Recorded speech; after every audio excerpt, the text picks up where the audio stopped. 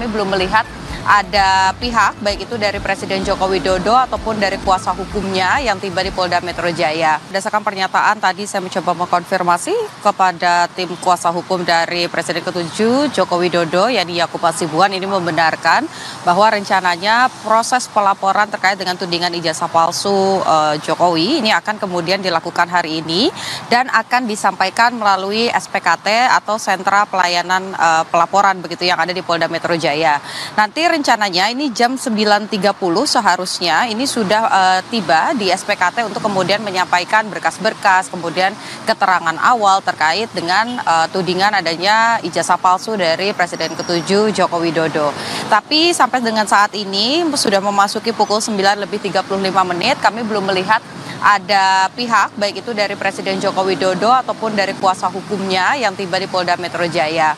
Hanya saja, Adisti dan juga saudara, kalau saya bisa menggambarkan kepada Anda bagaimana situasinya di SPKT pada pagi hari ini nampaknya memang informasi bahwa Presiden ke-7 ini akan datang ke Polda Metro Jaya untuk melapor, nampaknya ini sudah 90% betul begitu, karena kalau lihat bagaimana situasinya, kami lihat ada perwira-perwira yang juga berada di lokasi, kemudian pengamanan kami lihat provos ini juga ada begitu ya di area SPKT begitu. Jadi kalau kita lihat dari pengamanan, kemudian juga dari pihak-pihak yang ikut datang berada di wilayah atau kompleks SPKT ini bertambah daripada proses-proses pelayanan biasanya. Rasa-rasanya 90% memang betul bahwa Presiden Presiden ke-7 Joko Widodo ini akan datang untuk melakukan laporan. Tadi memang belum disampaikan oleh Yakub Hasibuan siapa saja yang akan dilaporkan, tapi kalau melihat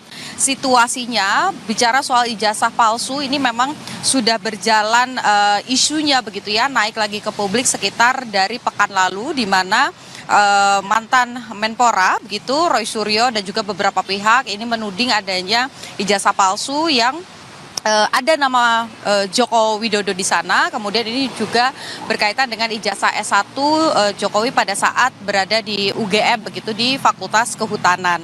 Nah, seiring berjalannya narasi-narasi tersebut, ini juga sudah dihiasi begitu ya, Adisti dan juga saudara, dengan adanya pelaporan-pelaporan bukan hanya dari kubu yang pro terhadap Presiden ke-7 Joko Widodo, tapi juga dari pihak lain begitu, sehingga ini yang kemudian ramai dibicarakan dan juga muncul lagi di publik begitu. Kemarin pada pekan lalu ini juga sudah bergulir bukan hanya di tingkat pidana saja atau di kepolisian, tapi juga di sidang perdata terkait dengan tudingan ini. Ini berangkat dari beberapa pihak begitu ya. Ada yang kemudian menyampaikannya ini ke kepolisian yang ada di Solo, kemudian juga ada yang di Pengadilan Negeri Solo begitu.